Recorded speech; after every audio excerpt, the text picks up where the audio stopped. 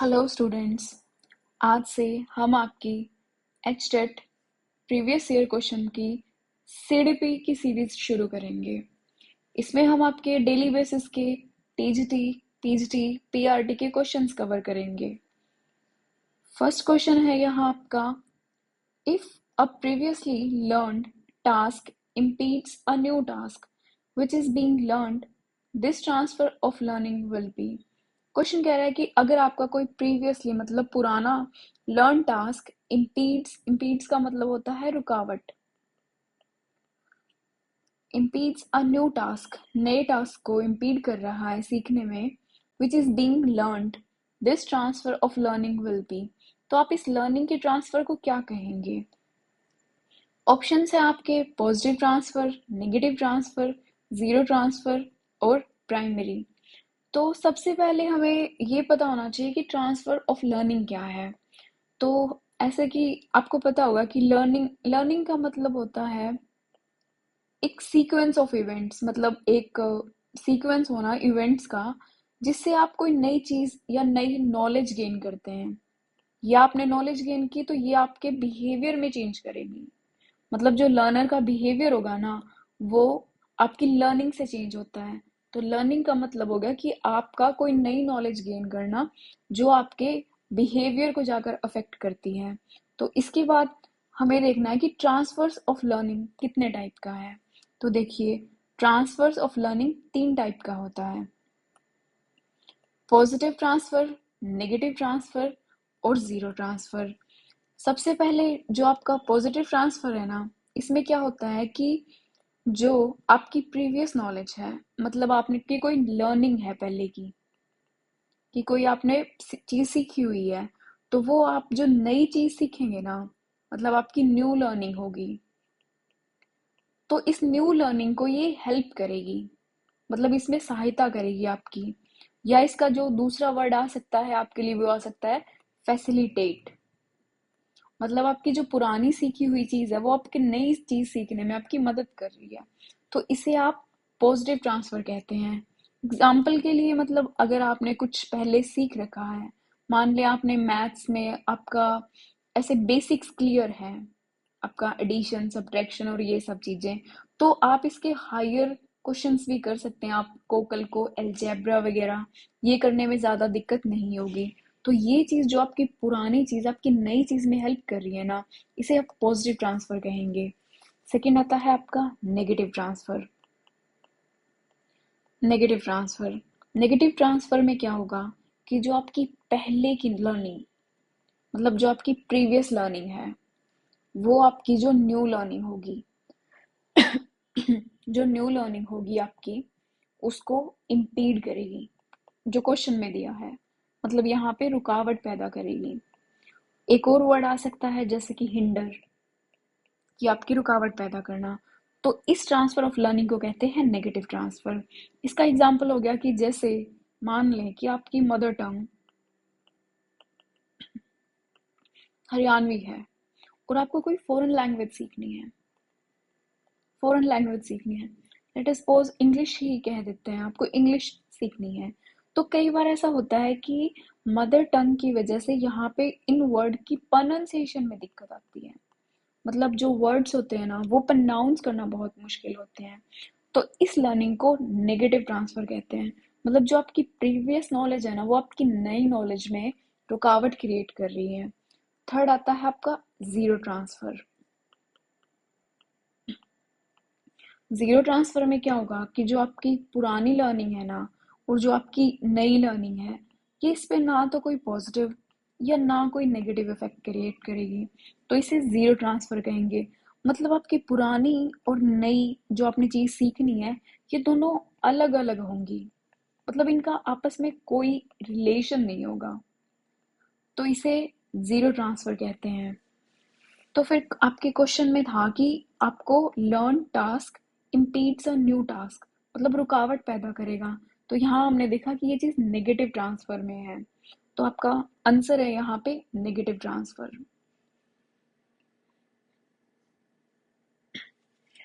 Next question है आपका, which of the following is not a stage of fruits psychosexual development. इसमें से कौन सी है जो फ्रूट की साइकोसेक्सुअल डेवलपमेंट की स्टेज नहीं है? Options: oral stage, pre operational stage, latency stage और अनल स्टेज। इसके लिए सबसे पहले आपको पता होना चाहिए कि फ्रूट की साइकोसेक्सुअल डेवलपमेंट की स्टेजेस क्या क्या हैं। इस क्वेश्चन से आपका एक क्वेश्चन ये भी कवर हो जाता है कि आपको ये पता लग जाएगा कि कल को मान लिया आपको ये कह दें कि थ्योरी ऑफ साइकोसेक्सुअल डेवलपमेंट किसने दी है, साइकोसेक्सुअल डेवलपमेंट किसने दी है, तो यहाँ से आपको पता है कि ये सिगमंड फ्रॉइड ने दी है। तो मतलब आप ऐसे क्वेश्चंस कवर कर सकते हैं यहाँ से। फिर इसके बाद हमने मतलब ये क्या है थ्योरी, थ्योरी का जो बेस है ना वो ये है कि सिगमंड फ्रॉइड कहते हैं कि जो लाइफ का फंडामेंटल अर्ज है ना, फंडामेंटल अर्ज है वो मतलब सेक्स है, यानी कि प्लेजर गेन करना है हर किसी इंसान के लिए, चाहे इनके हिसाब से वो छोटा बच्चा हो, चाहे मतलब इंसान लाइफ की किसी भी स्टेज में हो, इनके हिसाब से प्लेजर गेन करना ही मोटिव है, मतलब pleasure in the sense sexual pleasure. इन्होंने कहा है कि ये इंसान हर एक ऑर्गन से गेन कर सकता है, बॉडी के हर एक ऑर्गन से, जैसे कि माउथ से। तो फिर इसके रिगार्डिंग इन्होंने इसकी 5 स्टेजेस दी है। तो इसमें इनकी फर्स्ट स्टेज है दी ओरल स्टेज। ओरल स्टेज में जैसे हमने यहाँ कहा कि माउथ का यूज करके कैसे सेक्सुअल प्लेजर गेन किया जाएगा, तो ये कहते हैं कि जो 0 से 1 साल का मतलब जो इन्फेंट होगा ना, जो 1 साल तक बच्चा होगा, तो वो जैसे माउथ से जैसे मान ले कि वो दूध पिएगा, चाहे वो बोतल से पी रहा है या मदर के निपल से, तो फिर उसे प्लेजर गेन होगा। तो ये इनकी ओरल स्टेज है, मतलब वो भी, इस चीज को भी उन्होंने सेक्सुअल प्लेजर की कैटेगरी में रखा है। सेकंड है आपकी अनल स्टेज। थर्ड है आपकी फेलिक स्टेज। फोर्थ है आपकी लेटेंसी स्टेज। एंड फिफ्थ है आपकी जेनिटल स्टेज। ये इन्होंने 5 अलग अलग स्टेजेस दी हैं। तो यहाँ से हमें पता लग रहा है कि हमारे पास ओरल स्टेज है, अनल स्टेज है, और लास्ट वन आपके क्वेश्चन में है लेटेंसी स्टेज। पर यहाँ पे कहीं भी आपकी प्री ऑपरेशनल स्टेज नहीं है। तो आपका आंसर, आपको पूछा गया है कि नोट कि इनमें से कौन सी सिगमंड फ्रॉइड की साइकोसेक्सुअल डेवलपमेंट की स्टेज नहीं है। तो जो नहीं है वो आपकी प्री ऑपरेशनल स्टेज। और यहाँ से आप ये भी मतलब आइडिया ले सकते हैं कि फिर ये किस चीज की स्टेज है। तो आप जब थ्योरीज में जाएंगे तो आपको पता लगेगा कि एक पियाजे की थ्योरी की एक स्टेज है ये प्री ऑपरेशनल स्टेज। तो इसमें आपके लगभग 3 क्वेश्चंस हैं, जैसे कि मान ले कि सिगमंड फ्रॉइड ने ये थ्योरी दी है, इस थ्योरी का नाम, उसके बाद इनकी स्टेजेस, कि इनकी 3 तो ये है, तो 2 और कौन सी है, और फिर प्री ऑपरेशनल स्टेज किसकी है, कि प्याजे की है। तो आप क्वेश्चन को इस हिसाब से कवर करेंगे तो एक वाइड रेंज कवर हो जाएगी आपकी। Next is which schedule of री इन्फोर्समेंट इज मोस्ट इफेक्टिव। पहले तो आपको पता होना चाहिए कि शेड्यूल ऑफ री क्या होता है, या री ही क्या होता है। ऑप्शंस है आपके वेरिएबल रेशियो, कंटिन्यूस री फिक्स्ड इंटरवल या फिक्स्ड रेशियो। तो जो क्वेश्चन का सबसे पहला वर्ड है वो है री रीइंफोर्समेंट एक ऐसी चीज है, मतलब कोई भी जो आपका कोई भी एक्टिविटी जो आप में जो डिजायर्ड बिहेवियर है उसको स्ट्रॉन्ग करने में हेल्प करे, स्ट्रॉन्ग करने में हेल्प करे, उस चीज को रीइंफोर्समेंट कहेंगे। रीइंफोर्समेंट का मतलब हो गया एक हिसाब से स्ट्रेंथ, या स्ट्रॉन्ग कर दे जो आपकी उस चीज को, तो उसे रीइंफोर्समेंट। फिर आता है कि इस क्वेश्चन में आपकी शेड्यूल्स ऑफ रीइंफोर्समेंट, कि शेड्यूल क्या है रीइंफोर्समेंट के।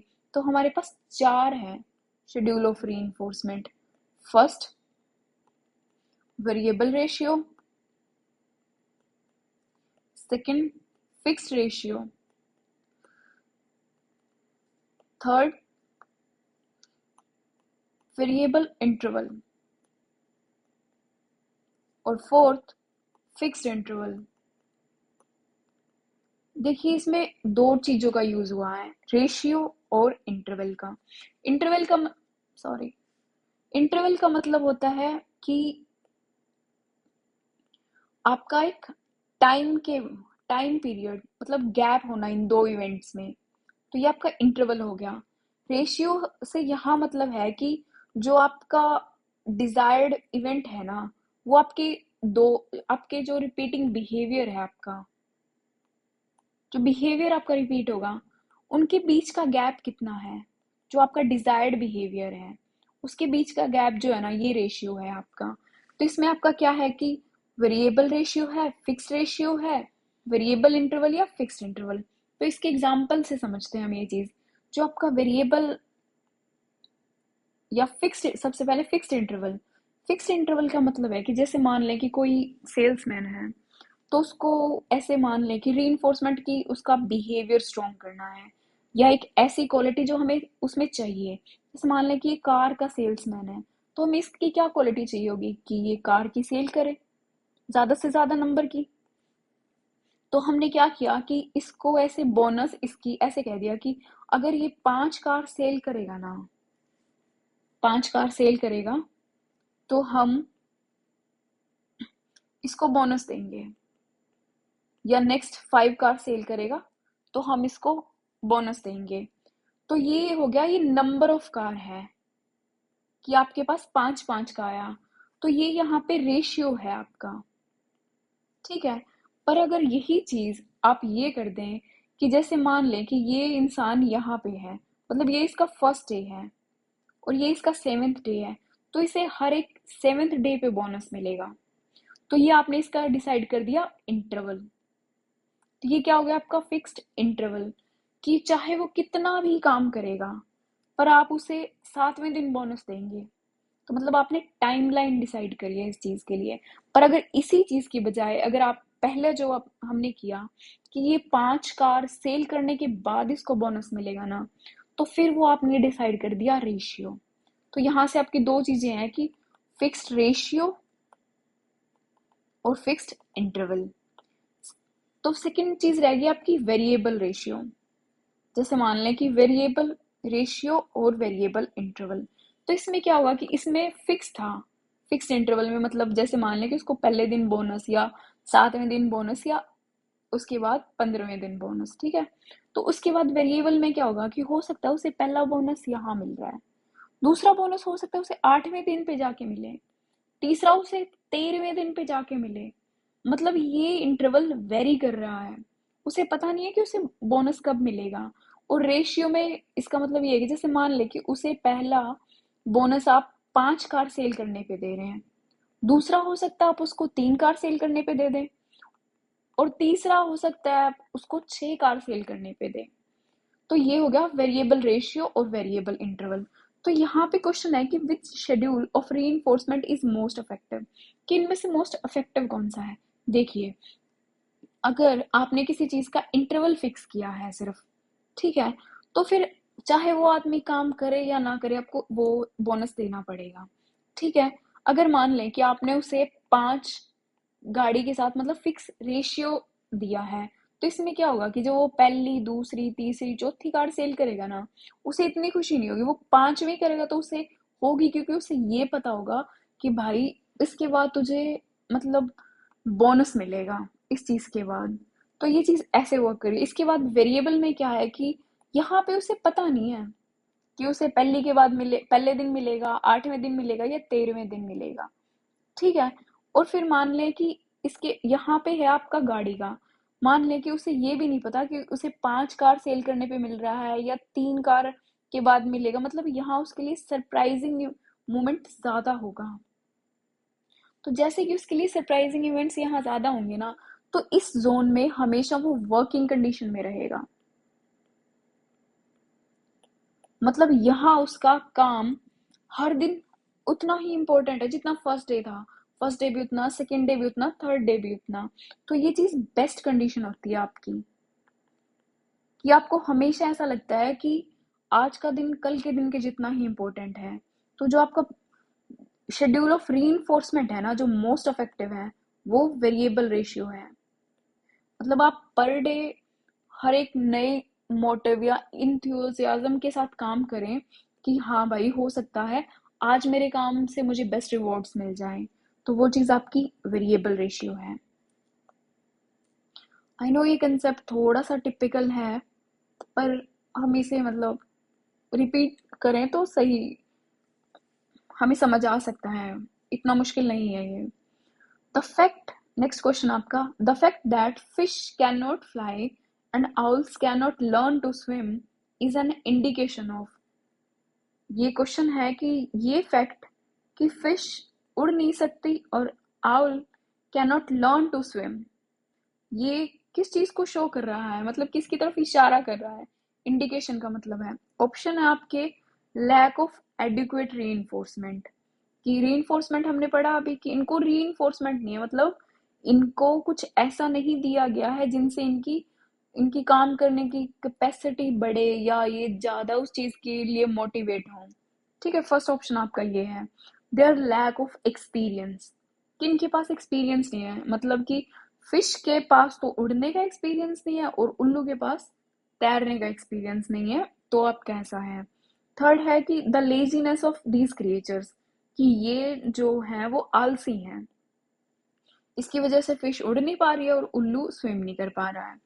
The effect of biological limits on learning, इसका मतलब ये है कि इनकी बायोलॉजी यानी कि इनकी बॉडी की जो फिजियोलॉजी है, मतलब जो इनकी बॉडी की शेप है, स्ट्रक्चर है, या इनमें मसल्स वगैरह जो भी है, ये इस चीज को सपोर्ट नहीं कर रहा है, तो इसके लिए फिश उड़ नहीं पा रही है और जो है उल्लू वो तैर नहीं पा रहा है। तो जाहिर सी बात है, हमें पहले पता है कि एडिक्वेट रीइंफोर्समेंट वहां होगी जहां हमारे पास काम करने के लिए हमारे पास ऐसा होगा कि हमारी बॉडी सपोर्ट कर रही है उस काम को। जब सपोर्ट ही नहीं कर रही तो रीइंफोर्समेंट क्या काम आएगी। तो फर्स्ट ऑप्शन आपका गलत हो गया, लैक ऑफ एक्सपीरियंस। एक्सपीरियंस तो तब होगा ना जब हम उस काम को कर रहे हैं, मतलब लर्निंग कर रहे हैं, नॉलेज गेन कर रहे हैं, तो ये भी आपका इनकरेक्ट ऑप्शन है। लेजीनेस ऑफ दीज क्रिएचर्स, मतलब इसका तो कुछ है ही नहीं। फिर देखिए कि तो फिर यही हो गया कि फिश इसीलिए नहीं कर पा रही क्योंकि उसकी बायोलॉजी, उनकी बॉडी की फिजियोलॉजी ऐसी नहीं है कि वो फ्लाई कर सके। अब हमें ये पता है कि कोई भी काम हम तभी कर सकते हैं जब हम बायोलॉजिकली उस काम के लिए मेच्योर होते हैं, मतलब हमारी बॉडी में उतना स्टैमिना, कह सकते हैं कि स्टैमिना होता है, तो हमारी बॉडी उस चीज काम के लिए बनी होती है। ऐसा नहीं है कि हर कोई काम कर सकता है, उसकी बॉडी को उस चीज को सपोर्ट करना पड़ता है। तो सबसे इफेक्टिव यही है कि the effect of biological limits on learning, मतलब बायोलॉजी ने ही उनकी लर्निंग को लिमिट किया हुआ है कि आप ये चीज नहीं सीख सकते हैं। नेक्स्ट आपका है कि जो कंसेप्ट ऑफ शेपिंग है ना, हैज बीन गिवन बाय, मतलब एक हिसाब से फैक्चुअल क्वेश्चन है कि जो आपका कंसेप्ट ऑफ शेपिंग है वो किसने दिया है। ऑप्शन में है आपके थॉर्नडाइक, पेवलोव, स्किनर या नन ऑफ दीज, इनमें से कोई भी नहीं। तो देखिए शेपिंग का मतलब क्या होगा, सिंपल लैंग्वेज, शेप करना क्या होता है कि किसी चीज को ऐसी चीज में ढालना जो हम चाहते हैं। जैसे मान लें कि एक बॉक्स है रेक्टेंगल, आपको इसको सर्कल बनाना है, तो आप इसके लिए इस पे ऐसे ही काम करेंगे कि वो सर्कल बन जाए, मतलब आप उस चीज को शेप कर रहे हैं। एक नॉन लिविंग थिंग पे अगर आप ये चीज वर्क कर रहे हैं, उसी हिसाब से जैसे छोटे बच्चे हों या बड़े लोग हों, तो ऐसी कुछ एक चीजें होती हैं उनके बिहेवियर में जो हमें उनसे चाहिए होती है, मतलब एक डिजायर्ड बिहेवियर जो हम उनसे चाहते हैं कि हाँ ये इंसान ऐसे काम करें, या कोई ऐसी चीज जो हम चाहते हैं कि वो सीखे, मतलब लर्न करे। कॉम्प्लेक्स है वो चीज कि थोड़ी मुश्किल जरूर है पर वो लर्न करे। तो इसका लर्न करने का तरीका क्या होता है कि हम उस इंसान को ऐसे स्टेप बाय स्टेप उस चीज के लिए प्रिपेयर करते हैं, मतलब प्रिपेयर करना हो गया कि आप उस चीज को शेप कर रहे हैं। तो ये आपकी शेपिंग होगी कि आप किसी इंसान को ऐसे प्रिपेयर कर रहे हैं कि जो आप उसमें डिजायर्ड बिहेवियर चाहते हैं वो वो करे। तो ये कंसेप्ट आपका स्किनर ने दिया है, बी एफ स्किनर ने। जब ये ऑपरेंट कंडीशनिंग की बात करते हैं। ये इन्होंने यहाँ बताया है कि कैसे हम किसी भी, जैसे इनका एक्सपेरिमेंट डॉग पे था, कि उनका जो, हम किसी भी एनिमल का बिहेवियर या ह्यूमन का बिहेवियर कैसे एक डायरेक्शन में मूव कर सकते हैं। तो ये कंसेप्ट इनका बीएफ स्किनर का है, आपका द कंसेप्ट ऑफ शेपिंग। और नेक्स्ट, जैसे कि वही पीछे जो क्वेश्चन था उसी हिसाब से कि आप ये यहाँ से ये पता लगा सकते हैं कि पेवलोव की क्या थ्योरीज या इनकी क्या एक्सपेरिमेंट था, थॉर्नडाइक का क्या था।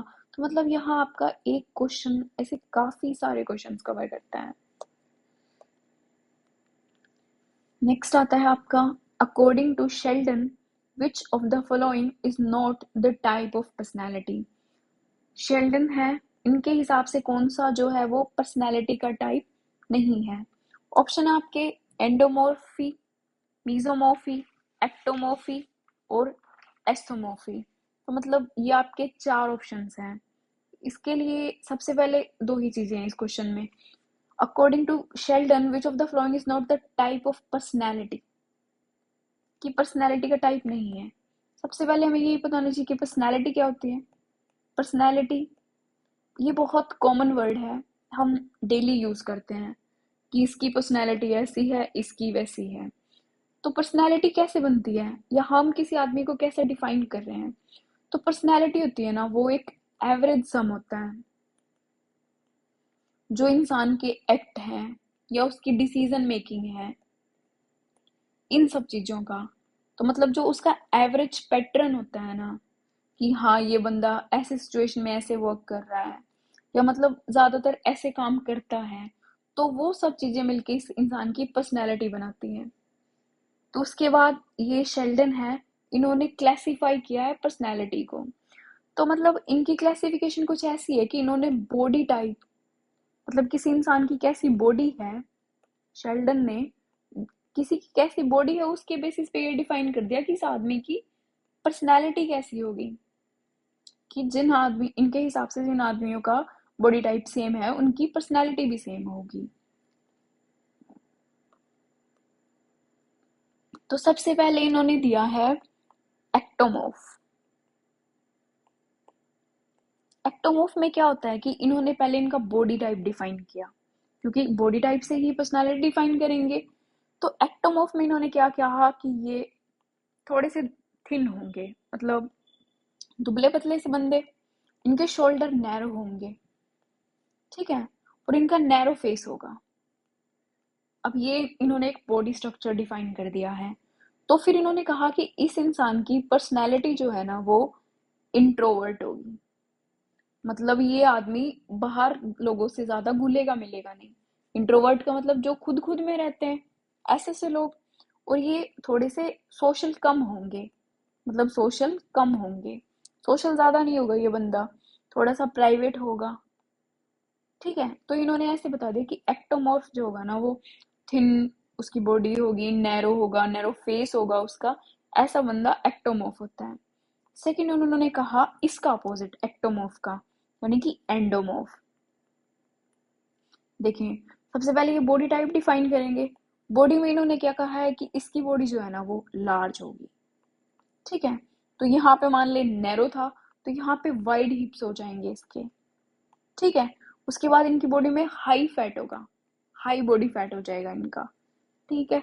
तो इसके बेसिस पे इन्होंने कहा इसकी पर्सनैलिटी कैसी होगी।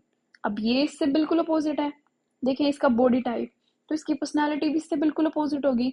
यहाँ अगर ये आदमी इंट्रोवर्ट है तो ये एक्सट्रोवर्ट हो जाएगा, कि वो जो बाहर घूम, बाहर लोगों में ज्यादा ऐसे सोशल होता है, लोगों से ज्यादा बातचीत करने में भरोसा भरोसा करता है। उसके बाद ये आउट गोइंग होगा, मतलब प्राइवेट नहीं होगा ये बंदा, ज्यादा फन लविंग हो जाएगा। तो इस हिसाब से इन्होंने सेकंड टाइप ये कहा। फिर आता है इनका थर्ड टाइप जो है मीजोमॉर्फ। मीजोमॉर्फ, अब जैसे मान लें कि ये इन्होंने दो एक्सट्रीम्स दे दिए, ये इंट्रोवर्ट है, ये एक्सट्रोवर्ट है। तो ये मीजोमॉर्फ जो है इन दो एक्सट्रीम्स के बीच का है, वो आदमी जो इनके मिडल में लाई करेगा। तो इन्होंने कहा कि इसका जो बॉडी टाइप है ना, ये इन दोनों के बीच का होगा। इसके ब्रॉड शोल्डर्स होंगे, स्ट्रॉन्ग आर्म्स और लेग्स होंगी इसकी। उसका बॉडी फैट लो होगा, लो बॉडी फैट। एक हिसाब से ऐसी सी बॉडी जो ऐसे बिल्कुल हेल्दी बॉडी का एग्जाम्पल हो गया। ठीक है। तो फिर इसकी पर्सनैलिटी में इन्होंने कहा ये आदमी एक्टिव होगा, एडवेंचरस होगा और करेजियस होगा। ये इन्होंने इसकी बॉडी टाइप के बेसिस पे इसकी पर्सनालिटी बता दी। तो इन्होंने 3 टाइप की बॉडी टाइप के बेसिस पे फिर उनकी पर्सनालिटी बताई है। वो की आपकी एक्टोमॉर्फ, एंडोमॉर्फ और मीजोमॉर्फ। तो चलिए क्वेश्चन में आपके देखिए, हमने पढ़ा है एक्टोमॉर्फ, एंडोमॉर्फ और मीजोमॉर्फ। तो जो हमने नहीं पढ़ा है वो है आपका ये एस्थोमॉर्फ। मॉर्फी पर्सनालिटी नहीं है इनकी। ठीक है। तो आपको पता लग गया कि शेल्डन की पर्सनालिटी के टाइप है एंडोमॉर्फी, मीजोमॉर्फी और एक्टोमॉर्फी।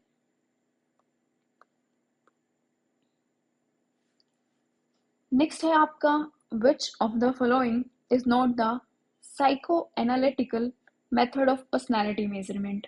अब यहाँ हमने पीछे पर्सनालिटी की बात कर ली इस क्वेश्चन में कि शेल्डन, ये दोनों अलग अलग चीजें हैं कि शेल्डन ने पर्सनालिटी के क्या टाइप्स दिए। फिर आता है कि आपका इनमें से नॉट कौन सा psycho analytical method of personality measurement नहीं है। साइको एनालिटिकल मेथड का बेसिकली मतलब है, एनालिटिकल मेथड ये कहता है कि जो इंसान है ना, ह्यूमन जो है, उसका एक अनकॉन्शियस या सबकॉन्शियस माइंड भी होता है। अनकॉन्शियस और सबकॉन्शियस माइंड भी होता है। मतलब जो उसकी पर्सनैलिटी को अफेक्ट तो करता है, पर वो उस चीज को लेकर ज्यादा अवेयर नहीं होता। तो ये कहते हैं ये लोग। फिर इनका क्या है कि इनमें से कौन सा psycho analytic method of personality measurement नहीं है। तो इन्होंने कहा कि ऐसे हम किसी का पर्सनैलिटी मेजरमेंट करना हो ना, तो हम उस इंसान के ड्रीम को एनालाइज कर सकते हैं। मतलब ये एक हिसाब से आपका सबकॉन्शियस पार्ट होता है कि आप कैसे कैसे ख्वाब देख रहे हैं या कैसी इमेजिनेशन या इमेजिनरी वर्ल्ड है आपका। उसके बाद इनका है फ्री एसोसिएशन। मतलब वो लोगों को ऐसे फ्रीली आप ऑब्जर्व करें या फ्री उनको फ्री देखें जिसमें उन पे कोई कंडीशंस नहीं है। तो वो तब कैसे डिसीजंस ले रहे हैं या कैसे एक्ट कर रहे हैं। तो ये जो आपका और थर्ड होता है इनका, आपका इंक ब्लॉट या जो आपका वर्ड एसोसिएशन है। इसमें क्या होगा कि कुछ पिक्चर या कुछ ऐसा दे दिया जाएगा और इन्हें से डिस्क्राइब करने के लिए कहा जाएगा। ये डिस्क्रिप्शन इनकी पर्सनैलिटी को शो करेगा कि कौन किस चीज को कैसे डिस्क्राइब कर रहा है। तो फिर इन्होंने इनमें से इनका फ्री एसोसिएशन है, आपका वर्ड एसोसिएशन है और ड्रीम एनालिसिस है। मतलब जो इनकी psycho analytic method of personality measurement नहीं है वो है आपका इंटरव्यू।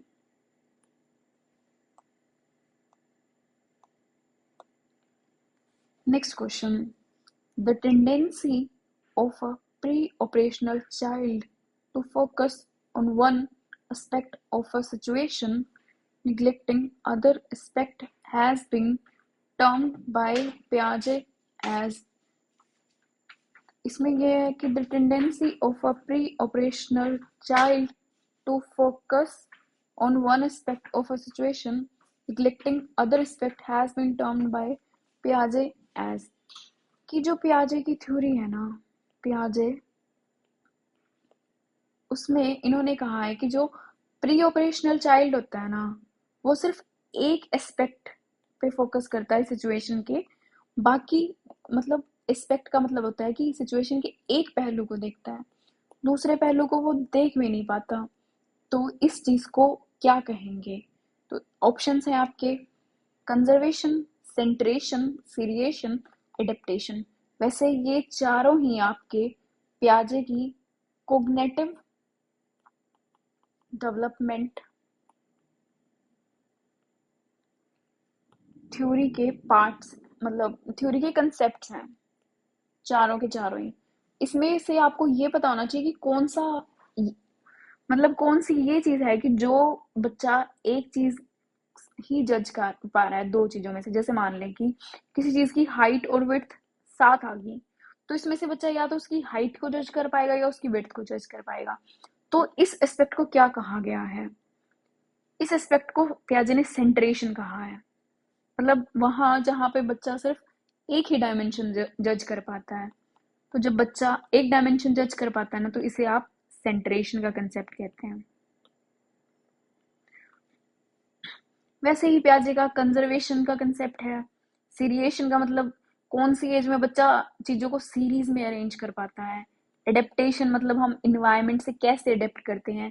कंजर्वेशन मतलब कब वो कंजर्वेशन प्रिंसिपल को समझ पाता है। तो ये पियाजे की अलग अलग स्टेजेस से रिलेटेड है। तो जो आपका प्री ऑपरेशनल स्टेज से रिलेटेड है वो है सेंटरेशन, जहां बच्चा सिर्फ एक ही एस्पेक्ट को जज करता है। Next is which of the following is a method to teach autistic children? इनमें से कौन सा मेथड है जो ऑटिस्टिक चिल्ड्रन को टीचिंग के लिए हेल्प करता है? ऑप्शन है आपके पीईसीएस, ब्रेल, टाइलर फ्रेम या नन ऑफ दिस। सबसे पहले आपको ये पता होना चाहिए कि ऑटिस्टिक चिल्ड्रन क्या होते हैं, मतलब कौन होते हैं। सॉरी, देखें, आपने सुना होगा कि ऑटिज्म स्पेक्ट्रम डिसऑर्डर या आपका एएसडी, ये वो बच्चे होते हैं जिनमें डेवलपमेंट डिसेबिलिटी होती है। इनमें डेवलपमेंट डिसेबिलिटी होती है ना, ये अफेक्ट करती है चाइल्ड के कम्युनिकेशन, उसके बिहेवियर को या उसकी सोशल स्किल्स को। ये जो बच्चे होते हैं ना, ये सोशली इतना घुल मिल नहीं पाते हैं, या इसके बाद मतलब ये अपनी बात समझा नहीं पाते और दूसरों की बात इतनी अच्छे से समझ नहीं पाते हैं। तो इनमें ये डेवलपमेंटल डिसेबिलिटी होती है ऑटिस्टिक चिल्ड्रन में। तो इन्होंने कहा है कि which of the following is a method to teach autistic children, मतलब इन बच्चों को पढ़ाने का सबसे सही मेथड क्या है। तो देखिए, पहले इसमें से हमें पता है कि ब्रेल, ये क्या होता है कि ये जो विजुअली इम्पेयर्ड होते हैं उनके लिए वो टीचिंग मेथड होता है, जिससे उनको उनको सिखाया जाता है। जैसे इनके डॉट्स डॉट्स डॉट्स होंगे, तो जो स्लेट पे डॉट्स डॉट्स होते हैं ना, इनको बच्चा टच करके सीखता है कि ये क्या वर्ड है बन रहा है। टाइलर फ्रेम, ये भी विजुअली इम्पेयर्ड चिल्ड्रन को मैथ्स सिखाने में हेल्प करता है, मैथमेटिक्स सिखाने में हेल्प करता है। फर्स्ट ऑप्शन है आपका पीईसीएस, ये होता है picture exchange, PECS picture exchange communication system. मतलब इसमें क्या होगा पीईसीएस में, मतलब आप कम्युनिकेशन है ना वो पिक्चर्स के बेसिस पे करेंगे कि किसी को कुछ दिखा दिया तो मतलब वो पिक्चर देख के जज करना है कि ये क्या चीज है। तो क्योंकि ये ऑटिस्टिक चिल्ड्रन, ये कम्युनिकेशन करने में इनको डिफिकल्टी होती है, या सोशली इनकी स्किल्स इतनी डेवलप नहीं होती, तो इनको जो टीच करने का बेस्ट मेथड होता है ना, ये पीईसीएस ही होता है। मतलब इनकी नॉलेज आप पिक्चर्स के बेसिस पे इंक्रीज करें या इनकी बात समझने या इनको समझाने की कोशिश करें, ये मेथड इनका ज्यादा इफेक्टिव होता है। इसके बाद आप वही सेम, इसमें आपको ये दो चीजें पता लगी कि ये चीजें किसमें यूज होती हैं। नेक्स्ट क्वेश्चन आपका, which of the following may act as a primary reinforcer? इनमें से आपका क्या चीज है जो प्राइमरी रीइंफोर्सर की तरह काम करती है? प्रेजिंग यानी कि किसी की तारीफ करना, बिस्किट किसी को बिस्किट देना, सेइंग वेरी गुड किसी को ऐसे कहना कि वेरी गुड, या इनमें से कोई नहीं। सबसे पहले प्राइमरी रीइंफोर्सर क्या होता है? प्राइमरी रीइंफोर्सर, इसमें देखिए आप, प्राइमरी रीइंफोर्सर वो होता है जिनकी जिनकी इननेट रीइंफोर्सिंग होती है, मतलब ये खुद में सफिशिएंट होते हैं, मतलब ये बायोलॉजी से रिलेटेड होते हैं, मतलब क्रूशियल होते हैं लाइफ के लिए। प्राइमरी रीइंफोर्सर्स जो होते हैं ये आपकी बायोलॉजी के लिए आपको सेटिस्फाई करते हैं, आपकी बॉडी की नीड को सेटिस्फाई करते हैं और ये लाइफ के लिए क्रूशियल होते हैं। ठीक है, तो इनमें से ऐसी कौन सी चीज है जो आपको बायोलॉजिकली सेटिस्फाई करेगी? प्रेज मतलब एक टाइप का ऐसा होता है, मान ले किसी ने आपकी तारीफ कर दी, प्रेजिंग, तो ये बस आपको सुनने में अच्छा लगा पर आपकी बॉडी ने बस अच्छा फील किया। ऐसा कुछ नहीं हो जो आपके साथ ऐसे हुआ भी आपकी बॉडी फील कर पा रही, वो आपका माइंड एनालाइज कर रहा है कि हाँ भाई इसने मुझे अच्छे कहा है, मुझे अच्छा लग रहा है, या मैडम ने आपको वेरी गुड कह दिया, सेम आप अच्छा फील करेंगे क्योंकि आपको ये पता है कि गुड का मतलब कि आपने कुछ अच्छा काम किया है। मतलब ये हमें सोसाइटी से पता लगा है कि गुड का मतलब अच्छा होता है, मतलब मैंने अच्छा काम किया है। पर डायरेक्टली ये आपकी बायोलॉजी या क्रूशियल नीड नहीं है। तो उसके बाद आता है बिस्किट। तो मान लें आपको बिस्किट दे दिया, आप खाएंगे, आपको अच्छा लगेगा, तो फिर ये आपकी मतलब फूड की नीड सेटिस्फाई कर रही है आपकी बॉडी की, तो ये आपकी बॉडी में भी अफेक्ट कर रही है बायोलॉजिकली, और ये आपके लिए क्रूशियल भी है क्योंकि ये फूड का पार्ट है। तो फिर इसलिए आपका जो प्राइमरी रीइंफोर्सर है इन चीज़ों में एक बिस्किट होगा। ये प्राइमरी रीइंफोर्सर्स के आप एग्जांपल होते हैं जैसे कि फूड, वाटर, शेल्टर, सेक्स। जो आपकी बायोलॉजिकल बॉडी को सेटिस्फाई करती है वो आपके प्राइमरी रीइंफोर्सर्स होते हैं। तो यहाँ से हमने आज 10 क्वेश्चंस कवर करे हैं। इन क्वेश्चंस में आप देख सकते हैं कि जैसे हमारा जो फर्स्ट क्वेश्चन था वो, उसमें हमारा ये प्याजे की प्री ऑपरेशनल स्टेज का उसके ऑप्शन में आया हुआ था। तो यहाँ से आप क्वेश्चंस को लिंक कर सकते हैं और एक क्वेश्चन से बहुत सारे क्वेश्चंस कवर कर सकते हैं। Thank you so much. Hope आपको वीडियो पसंद आई होगी, एक्सप्लेनेशन भी। कुछ इश्यू हो तो आप कमेंट कर सकते हैं। Thank you.